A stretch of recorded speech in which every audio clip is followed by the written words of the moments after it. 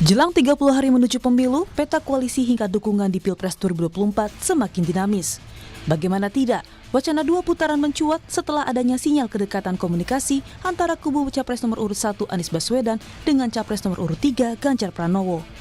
Meski begitu, Capres nomor urut 1 Anies Baswedan menyebut belum mengetahui soal peluang koalisi bersama Ganjar Mahfud.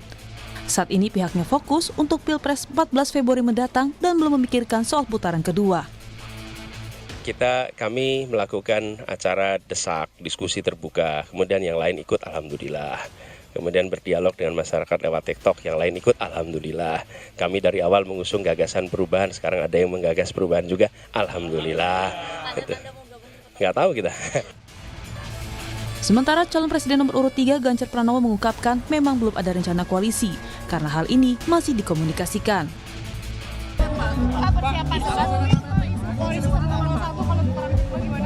Sabar, kita komunikasi sama semuanya.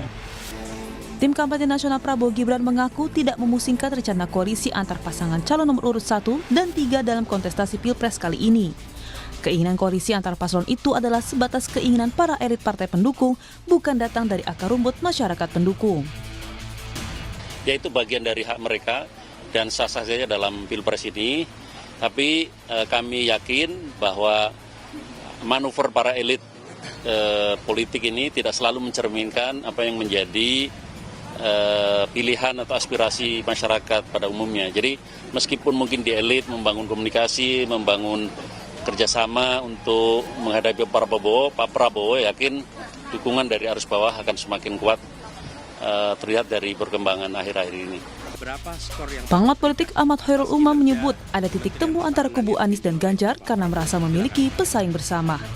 Tampaknya dari kubu 01 barangkali juga ada semacam optimisme untuk bisa masuk di putaran kedua, tapi di saat yang sama dari pihak kubu 03 juga memiliki optimisme yang sama. Tetapi kubu 01 dan juga kubu 03 tampaknya dipersatukan oleh sebuah common enemy, seolah kemudian ada semacam kebencian atau kejengkelan bersama kepada entitas kekuasaan yang saat ini dijalankan oleh Pak Jokowi. Sehingga kemudian ada semacam titik temu di sana. Pilpres hanya akan berlangsung satu putaran jika ada paslon yang menang lebih dari 50%. Lalu, akankah Pilpres tahun ini menjadi dua putaran? Tim Liputan, Kompas TV. Iya, beri sinyal koalisi antara Capres nomor urut 1 Anies Baswedan dengan Capres nomor urut 3 Ganjar Pranowo. Mungkinkah Pilpres dua putaran? Bagaimanakah peluang Pilpres menjadi satu putaran atau dua putaran? Juga kemungkinan koalisi jika dua putaran ini terjadi. Kami hadirkan perbincangannya bersama dengan sejumlah narasumber yang sudah hadir melalui sambungan Zoom di pagi hari ini. Ada juru bicara Timnas Anies Mohaimin, Pak Hermawi Taslim. Assalamualaikum, selamat pagi Pak Taslim. Waalaikumsalam, selamat pagi, sehat. Dan juga ada juru bicara TKN Prabowo Gibran, sudah ada Mas Viva Yoga Mauladi. Selamat pagi, Assalamualaikum Mas Viva. Pagi Adisti, Assalamualaikum. Dan juga nanti akan menyusul, juga bergabung, ada juru bicara TPN Ganjar Mahfud, ada Mas Aryo Seno Bagaskoro. Selamat pagi, Assalamualaikum Mas Seno. Selamat pagi, Waalaikumsalam warahmatullahi wabarakatuh. Oke, jadi semuanya sudah lengkap ya, bergabung semuanya ya dari paslon 01, 02, 03. Nah, ini kan yang lagi santer adalah bagaimana kemudian antisipasi ya ketika Pilpres putarannya ada dua putaran. Ini nampaknya sinyal-sinyal bergabung antara Pak Anies dan juga Pak Ganjar ini makin santer. Nah, betulkah Pak Taslim seperti itu? Iya, jadi kalau dibilang komunikasi, kita berkomunikasi dengan semua pihak, termasuk Pak Yoga dan kawan-kawan, kita terus berkomunikasi. Tapi komunikasi itu kan personal, komunikasi kan sebuah keniscayaan. Yang jelas sampai hari ini kami fokus, kami konsentrasi penuh menghadapi pemilu Pilpres Februari. Apakah nanti masuk putaran kedua atau tidak, itu kan sudah diatur semua oleh ketentuan perundang-undangan. Tapi kami memang memprepare semua kemungkinan yang disediakan oleh ketentuan perundang-undangan. Jadi koalisi dengan siapa saja kemungkinan terjadi, komunikasi dengan pihak manapun kita terus berkomunikasi. Yang penting pemilu kita kali ini adalah harus menjadi pemilu yang paling baik, paling berkualitas, paling bermartabat, bebas dari segala macam intimidasi, bebas dari tekanan, para pihak yang seharusnya netral ya netral. Kita ingin fair play, itu yang lebih penting daripada koalisi-koalisi, daripada rumor-rumor yang tidak jelas. Kami mempersiapkan diri dengan semua kekuatan untuk menghadapi segala kemungkinan, termasuk putaran kedua, termasuk kemungkinan koalisi dengan 02 atau 03, itu semua terbuka kemungkinannya. Tapi niatannya ini sebenarnya lebih condong ke 03 atau ke 02 nih jangan-jangan? Condongnya juga belum jelas, ini kan masih personal. Yang dikatakan condong itu kan karena ada suara yang mengatakan seperti itu. Tapi siapa tahu diam-diam Mas Viva dan kawan-kawan lebih intensif diskusi komunikasi dengan kami, bisa saja kan. Jadi semua ini masih kita lihat ke depan. Oke, Mas Seno kemarin kalau kata Mas Hasto mengatakan memang kita benar membuka komunikasi dengan paslon 01 pasangan Anies Muhaimin. Jadi betul sudah ada komunikasi? Ya, kalau mencermati dari apa yang disampaikan oleh Sekjen PDI Perjuangan Mas Hasto Kristianto, sebenarnya konteks komunikasi itu kan secara umum dilakukan dengan banyak pihak. Tapi dalam konteks ini komunikasi itu dilakukan dalam rangka menghadapi Pilpres 2024 yang kemudian bebas intimidasi, bebas tekanan, bebas berbagai macam situasi yang berlawanan dengan prinsip demokrasi dan prinsip pemilu. Dan itu dilakukan dalam bentuk hubungan antara tim hukum antara Mas Ganjar dan Pak Anies Muhaimin. Apa yang dibahas? Dalam konteks komunikasi politik misalnya Mas Hasto sendiri juga berbicara dan bertemu dengan banyak tokoh-tokoh, termasuk yang disampaikan Pak Hasto misalnya dengan Pak Yusuf Kalla.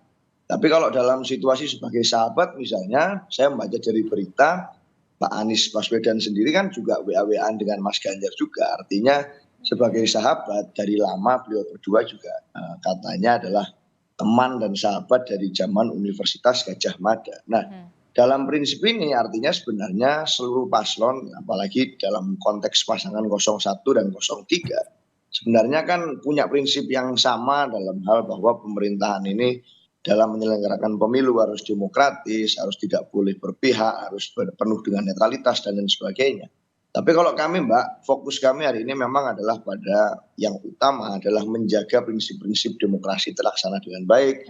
Prinsip kami adalah untuk memastikan putaran pertama, putaran kedua, berapa putaran sekalipun, tetap kemudian prinsip yang berlaku adalah prinsip berjurdil, dan di dalam masa kampanye hingga tanggal 14 Februari nanti, kita ingin memastikan bahwa setiap pasangan calon mampu untuk menyampaikan kepada masyarakat apa yang menjadi program dan visi misinya. Jadi dalam konteks ini komunikasi itu dilakukan dalam bentuk untuk menyongsong itu. Dan itu kami rasa satu hal yang baik dalam demokrasi hari ini untuk memastikan pemilu kita berjalan dengan baik. Saya rasa itu, Mbak. Mas Seno tadi menyinggung katanya Mas Ganjar WA-WA-an ini ya sama Mas Anies karena memang satu alumni di UGM. Nah, itu tidak bisa terjadi WA-an itu kalau ke paslon 02? Ya sangat bisa saja dengan siapa saja. Tapi saya membaca itu dari pernyataan berita malah gitu. Dan saya rasa artinya itu terjadi di dalam ruang-ruang publik kita. Dan apapun komunikasi itu adalah satu hal yang baik kalau kemudian bicara tentang pemilu yang damai. Mas Viva menanggapinya seperti apa nih kalau paslon 01, 03 tampaknya lagi apa ya? Kalau ibarat pacaran tuh lagi ngelirik-ngelirik lah ya, kalau lagi mau berusaha PDKT. Ini nggak khawatir, Mas Viva? Jika pemilu presiden satu putaran, maka tidak akan ada koalisi. Jika pemilu presiden 2 putaran, maka akan ada koalisi. Pasangan calon yang kalah tentu akan menentukan pasangan calon mana yang akan dipilih untuk koalisi. Proses koalisi itu sangat ditentukan oleh pimpinan partai politik, karena pengusung calon presiden dan wakil presiden adalah partai politik atau gabungan partai politik. Saat ini TKN Prabowo Gibran masih fokus untuk proses pemenangan pemilu presiden dengan melakukan program-program yang bisa memberikan kepercayaan terhadap rakyat. Jadi kita fokus dalam rangka apa, Mbak? Dalam rangka untuk menghargai aspirasi proses demokrasi, karena kita akan menuju pada pemilu tanggal 14 Februari 2024. Proses komunikasi dengan partai politik yang lain, iya. Tapi yang penting sekarang dalam rangka untuk menghargai proses demokrasi, kita akan terus berjuang dalam rangka untuk memberikan kepercayaan kepada masyarakat, aspirasi mereka untuk dukungan kepada Prabowo Gibran akan kita manfaatkan, akan kita gunakan sebaik-baiknya dalam proses demokrasi yang mengandung prinsip one person, one vote, one video sebagai proses untuk pendidikan politik rakyat. Kami tidak menginginkan bahwa seakan-akan ini belum putaran pertama kok ada Putaran kedua. transaksi politik, terus berbicara soal putaran kedua. Kami tidak menginginkan itu. Kami akan tetap merencanakan sesuai dengan program, dan kita akan berlandaskan pada fatsun politik dengan cara menghargai suara rakyat yang memilih Prabowo Gibran. Tapi begini, Seandainya nanti ada putaran kedua, kami juga menginginkan pasangan calon yang kalah bergabung sama Prabowo Gibran. Ya. Oke, jadi itu kata kuncinya. Pak Taslim sampai ketawa. Gimana nih Pak Taslim? Ya, jadi seperti saya katakan tadi, akhirnya kan terungkap semua paslon ini konsentrasi penuh menghadapi 14 Februari. Kita juga menginginkan satu putaran. Satu putaran itu kan bukan hanya milik. Dari sekarang kan kecenderungannya seolah-olah kami ingin gabung, kami pada orang yang demikian. Bisa saja satu putaran itu 01 menang. Tapi poinnya begini, komunikasi itu kan sebuah keniscayaan. Komunikasi terus kita bangun, ada tidak ada putaran kedua. Komunikasi dari dulu kita terus bangun untuk apa? Untuk kepentingan bangsa dan negara. Ini kan kompetisi. Kompetisi sesuatu yang harus kita jalani, setelah itu kita bersatu lagi. Jadi ini biasa saja. Biasa saja, cuman menjadi rame seolah-olah sudah terjadi sesuatu, padahal itu sesuatu yang lumrah, komunikasi dengan berbagai pihak, perorangan, apalagi ketiga paslon ini inti kekuatan jurkamnya itu kan ada di DPR. Mereka tiap hari berkomunikasi. Saya dapat laporan tiap hari dan itu baik buat kita semua, baik buat bangsa ini. Gitu. Tapi memungkinkankah kemudian pasangan 01 ini membuka komunikasi ke paslon 02? Kalau kita lihat kan di tengah sindir menyindirnya, saling serangnya, apakah mungkin? Semua mungkin. Dan kita belum tahu kan hasil 14 Februari. Semua mungkin. Saya katakan tadi, sekarang saja kita sudah buka komunikasi dengan semua pihak. Kan? Jadi semua menjadi cair. Yang penting kita sama-sama beritikat baik untuk menjadikan pemilu ini sebagai pemilu yang jurdil, luber, bebas dari segala tekanan, bebas dari segala ancaman, bebas dari segala sogokan, menjadi pemilu yang terhormat, menjadi contoh bagi bangsa-bangsa di sekitar negara kita bahwa kita bisa menjadi negara yang demokratis sungguh-sungguh, bukan demokratis dalam bentuk statement. Saya kira itu yang paling penting. Oke, Mas Eno, kalau katanya Mas Viva, kalau paslon yang kalah, paslon 02 ini membuka tangan untuk berkoalisi. Apakah mungkin kemudian 03 bergabung dengan 02? Ya, saya rasa hari ini di dalam kamus kami, komunikasi politik yang tertinggi adalah dengan rakyat. Itu prinsip yang utama. Sehingga pasangan 03 Pak Ganjar, Pak Mahfud dengan seluruh tim pemenangan, termasuk partai-partai pengusung, relawan dan simpatisan, utamanya adalah bergerak ke pintu-pintu rakyat. Siapapun itu.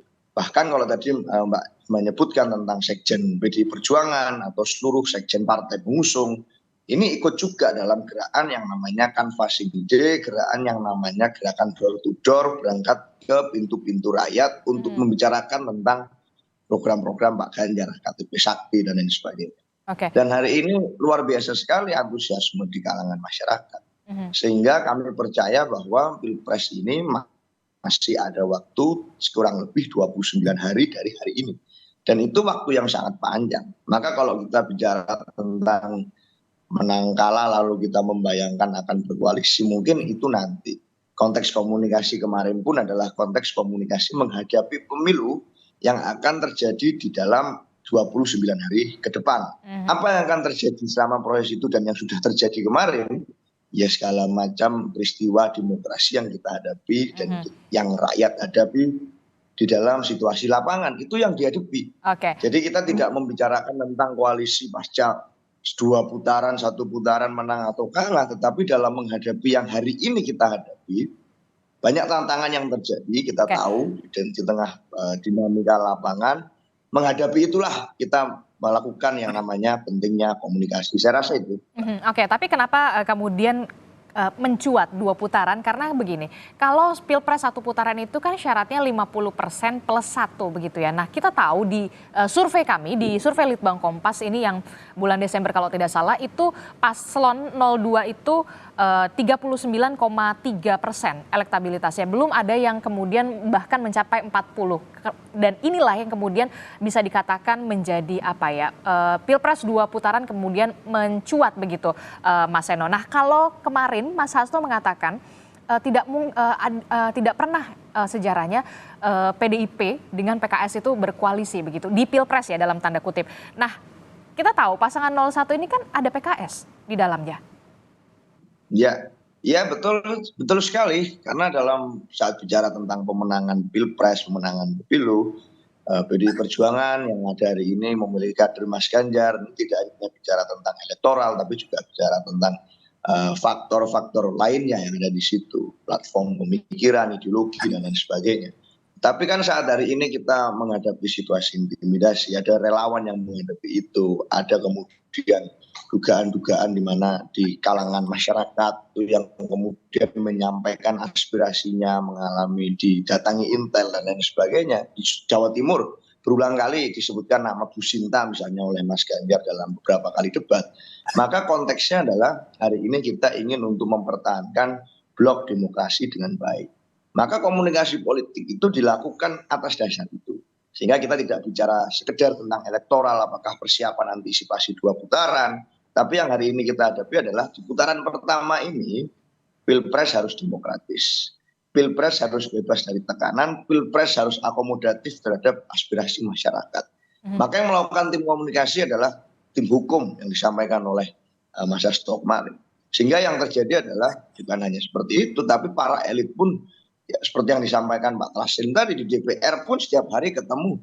Setiap hari kemudian bisa menjalin komunikasi antar paslon ini siapapun itu. Sehingga kami rasa kalau prinsipnya adalah menjaga koridor demokrasi, siapapun bisa bertemu dalam ruang komunikasi yang baik di dalam Pilpres hingga 14 Februari nanti. Saya rasa itu. Mas Viva, ini yang kemudian mencuat adalah kenapa Pilpres 2 putaran, karena syaratnya kan harus 50% plus 1. Untuk survei Litbang Kompas paslon 02 ini di angka 39,3% kemudian di bulan Desember. Nah, apakah Anda tetap masih optimis paslon 02 Pilpres ini berlangsung 1 putaran? Semua pasangan calon bercita-cita dan berharap 1 putaran gitu. Dari 01, 02, 03, tapi dari hasil survei menunjukkan bahwa ranking tertinggi elektabilitas pada hari ini adalah pasangan Prabowo Gibran.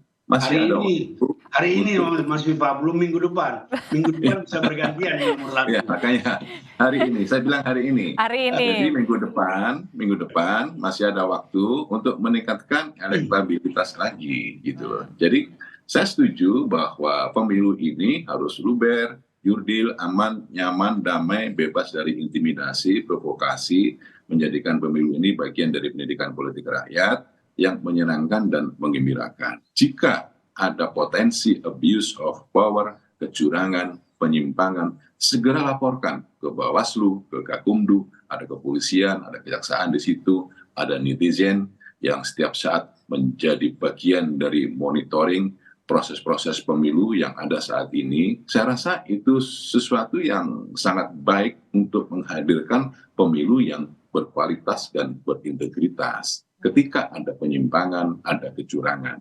Oleh karena itu, pasangan 02 sepakat bahwa proses pemilu ini adalah bagian dari sarana pendidikan politik rakyat, mengembangkan proses kedaulatan rakyat ini pada posisi yang sebenarnya bahwa pemilu tidak boleh zero sum game.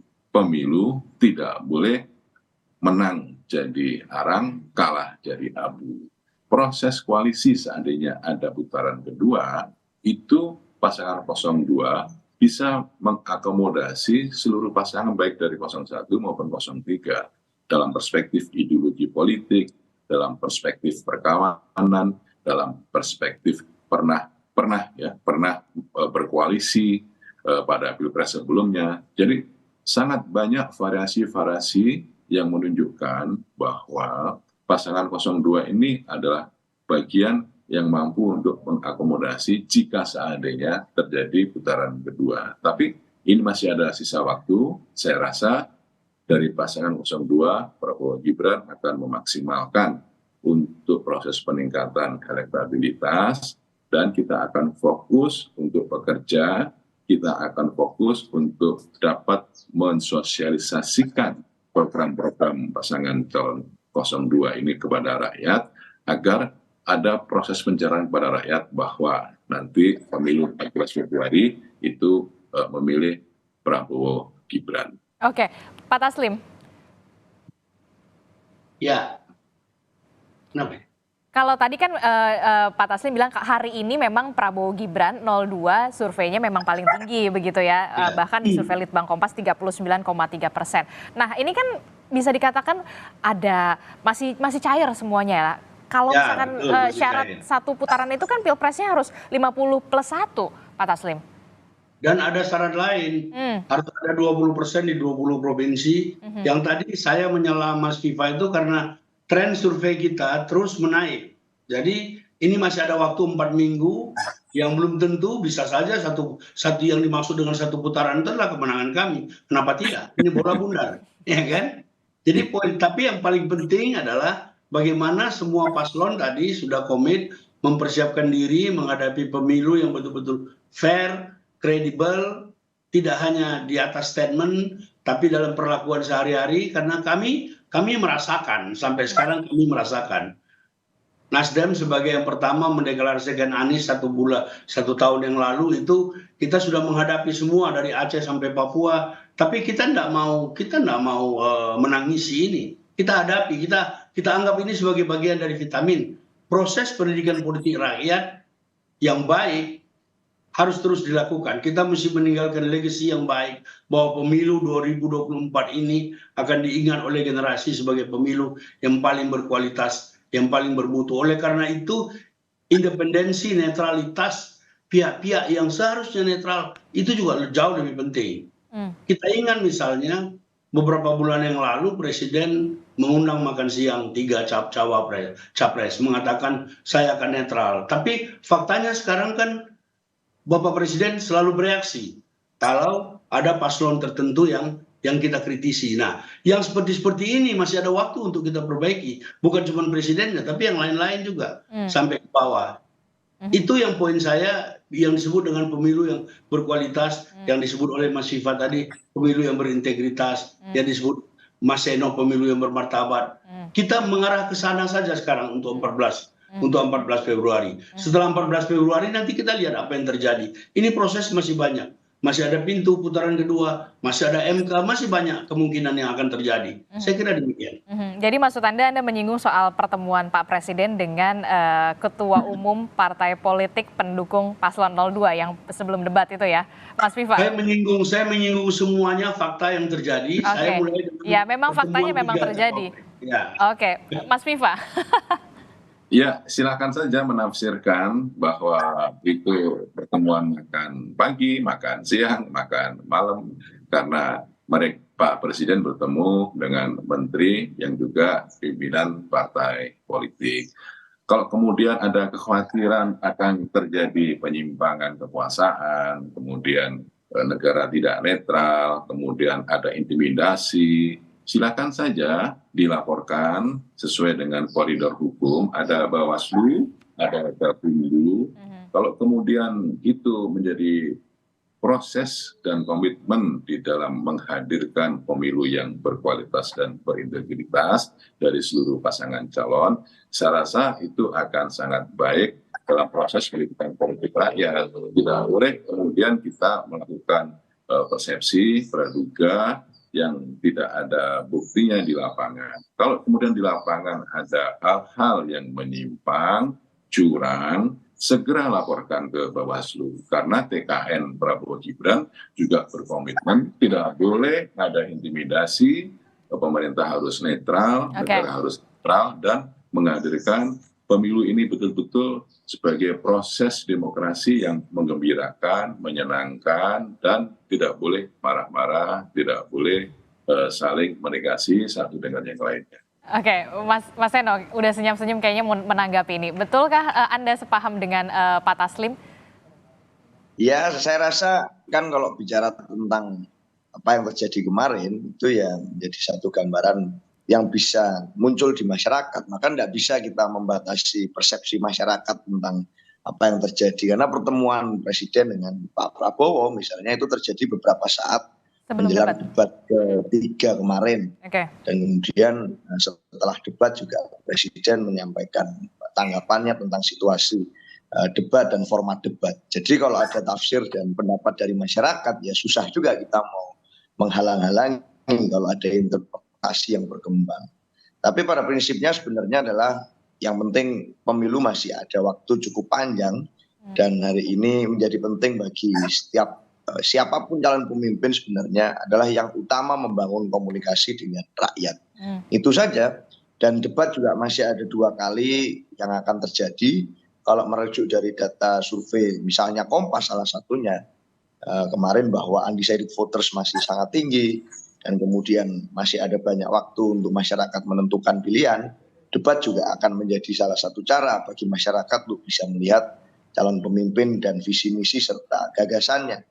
Bisa melihat karakter pemimpin dan kemudian caranya menyelesaikan persoalan saat menghadapi tekanan. Dan kemudian bisa melihat calon pemimpin serta etika dan cara penyampaiannya. Sehingga saya rasa masih ada cukup waktu lama bagi pemimpin untuk berkomunikasi dengan masyarakatnya. Dan kemudian melalui berbagai macam peluang dan kanal yang ada. Sehingga saya rasa itu yang paling utama, Mbak. Masyarakat hari ini bisa melihat semuanya dengan mudah, dengan track record yang jelas, dengan jejak digital masing-masing, sehingga tidak ada yang bisa lari dan ditutup-tutupi dari pemilu ini, apapun penjelasan dan penyebarannya, tetapi fakta dan realita bisa dicek dengan begitu mudah di lapangan. Jadi saya rasa putaran pertama ini, apapun yang terjadi, saya rasa yang paling penting adalah komunikasi politik dengan rakyat. Itu, Mbak. Komunikasi politik dengan rakyat itulah yang kemudian menjadi utama bagi paslon 03. Tapi juga yang kemudian tidak bisa dipungkiri bagaimana elit-elit di parpol ini sudah bisa dikatakan melakukan langkah antisipasi ketika Pilpres ini 2 putaran. Apakah memang sudah ada rencana pertemuan atau seperti apa yang kemudian nanti bisa dipublikasikan ke depan publik di depan panggung, begitu, layar depan panggung. Kita akan bahas di Sapa Indonesia Pagi usai jeda, jadi jangan kemana-mana, tetaplah bersama kami.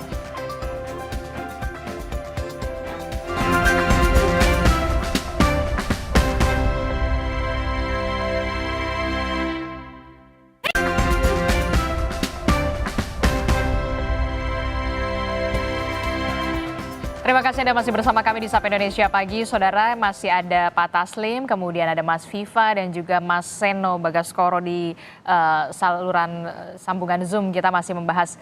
Nah, ini kalau kita lihat ya kan 01 sama 03 nih sepertinya sudah, kalau kata Mas Umam sebelumnya di paket sebelumnya ini sudah ada titik temunya begitu sebenarnya yang kemudian tinggal di follow up lagi begitu ya Mas Seno.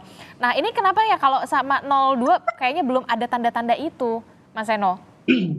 Ya, hari ini itu titik temu terbaik adalah saat bicara tentang kepentingan rakyat yang nomor 1 di pemilu, Mbak.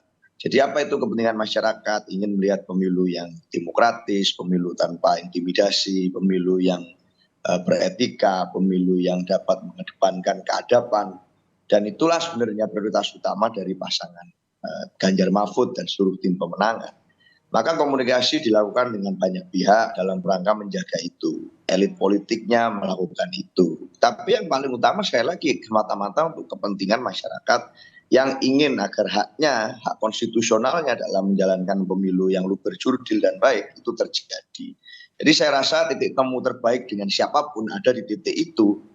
Gitu. Dan kami bersepakat bahwa itulah yang ingin kami kejar di dalam pemilu yang masa waktunya tinggal singkat ini. Jadi nggak ada kepentingan atau pemikiran-pemikiran yang out of context atau pemikiran-pemikiran yang kemudian belum terjadi tapi kami pikirkan. Tapi ini menghadapi situasi yang sedang terjadi dan situasi yang sudah terjadi. Jadi kalau berpegangan dari itu, maka komunikasi politik dengan sebanyak-banyaknya pihak yang mengalami keresahan yang sama, kami anggap menjadi satu hal yang penting. Siapapun itu. Dan itu kalau kemudian ada yang merasa mengalami keresahan yang sama, maksudnya 01 begitu. Kami siap membuka komunikasi jika ada yang mengalami keresahan dan mengalami pandangan yang sama di dalam menghadapi pemilu hari ini, yang ini akan terjadi 14 Februari. Nggak bicara putaran kedua, nggak bicara putaran yang lain-lain, tapi yang sudah dan yang sedang terjadi saat ini. Saya rasa titik temunya di situ, Mbak. Pak Taslim, gimana nih mengalami keresahan yang sama dengan Paslon 03? Kita sejak 3 Oktober 2022 tidak pernah resah. Kita selalu bersemangat untuk menghadapi semua aspek dalam kepemiluan ini. Tadi saya jadi ingat kalau Seno mengatakan konteks pembicaraan Hasto itu tentang hukum. Memang kita, tim hukum nasional kita juga berkomunikasi dengan semua pihak, 02, 03, Gakumdu, Kejaksaan, Bawaslu. Tiap hari kita lapor-melapor, barangkali ada temuan 1-2 kasus, ada kesamaan. Nah itu yang kemudian mencuat ke atas. Jadi sekali lagi saya katakan kalau komunikasi kita dengan semua pihak, obsesi kita hanya pemilu kali ini harus menjadi pemilu yang terbaik dalam semua aspek sejak Indonesia merdeka, sejak pemilu pertama 1955. Kita belum berpikir kemana-mana, kita belum berpikir tentang koalisi. Koalisi itu sebuah keniscayaan. Kalau toh nanti misalnya memang kita masuk putaran kedua, pasti terjadi koalisi baru dan seterusnya. Itu biar saja dibicarakan oleh para elit partai. Tapi poin kita hari ini sampai 28 hari ke depan adalah bagaimana kita menyajikan setiap hari berita-berita yang terbaik, tindakan-tindakan terbaik, langkah-langkah terbaik sebagai bagian dari pendidikan politik rakyat. Kita siap hari ini misalnya Pak Anies ada di Ambon, Pak Muhaimin ada di Jawa Timur, kita terus-menerus berkomunikasi dengan rakyat. Program-program yang didesain oleh tim kami, puji Tuhan diikuti oleh partai lain, itu juga baik buat kita. Diikuti oleh paslon lain, itu juga baik. Kita kan harus meniru semua yang baik. Jadi kami tetap pada prinsip konsentrasi penuh menghadapi 14 Februari 2024. Termasuk juga kemudian yang menarik perhatian saya adalah Pak JK kala di Surabaya betul mendampingi Pak Muhaimin Iskandar ya pada saat kampanye. Iya, jadi setelah putaran ketiga, setelah debat ketiga, malamnya kami tim datang ke rumah Pak JK, kita diskusi sampai jam 1 malam, banyak persesuaian pandangan, lalu beliau menyatakan bersama kita. Setelah itu di follow up oleh PKB membuat pertemuan akbar se-Jawa Timur, bertemu dengan Pak Yusuf Kalla. Jangan lupa, Pak Yusuf Kalla lama sekali menjadi mustasar NU. Beliau seorang tokoh NU dari Indonesia Timur. Dan itu biasa saja, di mana-mana setiap paslon itu kan ada pendukungnya. Tanggal 18 nanti kami ada punya 413 purnawirawan TNI dan Polri akan bertemu di Akademi Bela Negara. Di situ ada Pak Sutioso, di situ ada Jenderal Tiasno Sudarto, di situ ada Adang Dorjatun. Semua itu dalam rangka apa? Dalam rangka memberi sumbangan yang terbaik buat rakyat. Dikatakan Sino tadi, yang terbaik buat rakyat.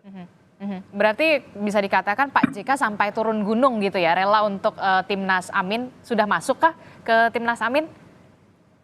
Pak JK tidak masuk ke Timnas Amin, tapi beliau banyak memberi masukan dan pandangan untuk terlibat secara positif dalam tim itu kan tidak harus masuk tim. Pak JK ada banyak lagi. ada banyak lagi yang saya tidak bisa sebut. Mereka mengatakan kami bersama Anda, tapi nama saya jangan masuk. Dan intensif kita datang ke rumahnya, kita diskusi, bla bla bla gitu. Mas Viva, khawatirkah kemudian bisa dikatakan sosok Pak JK ini sampai turun gunung untuk ke paslon 01? Pak JK itu senior saya dan Pak JK juga masih keluarga saya, jadi biasa saja kami saling menghormati.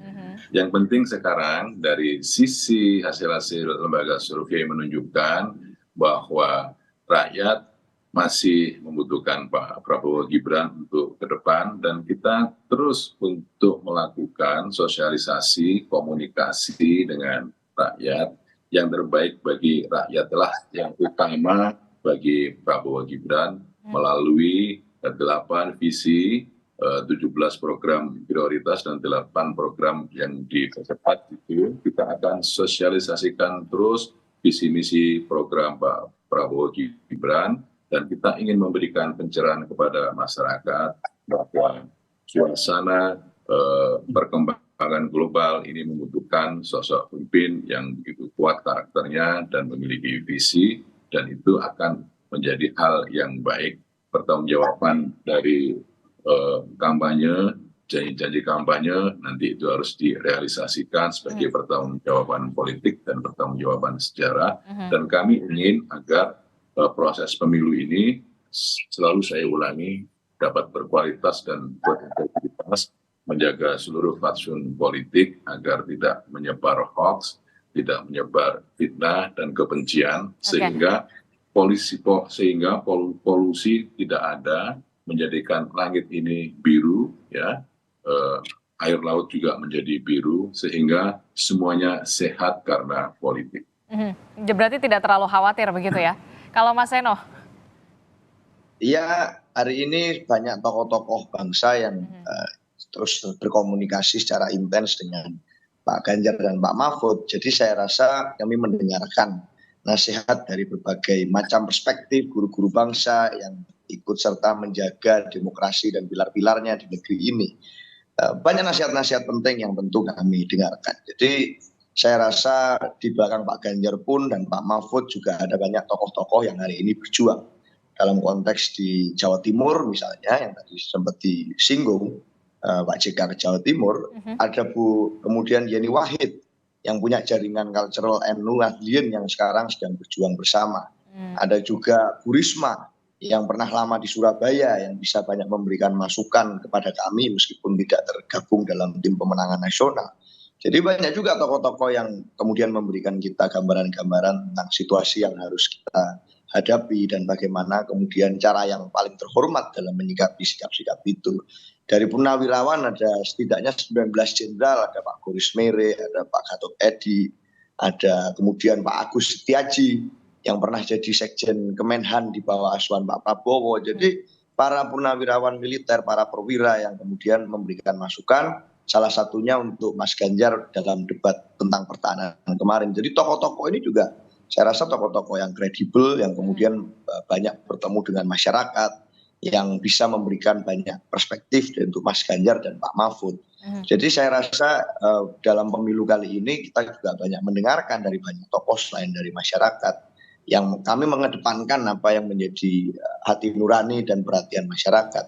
Sehingga kalaupun kemudian ada komunikasi elit yang terjadi, komunikasi itu terjadi bukan keluar dari ruang hampa atau semata-mata menggunakan logika elektoral, tetapi karena semata-mata ingin untuk menjawab kebutuhan masyarakat, ingin menyikapi dinamika yang diharapkan masyarakat, dan itulah yang kami lakukan sehari-hari meskipun di sela-sela kepentingan kampanye sampai tanggal 14 Februari.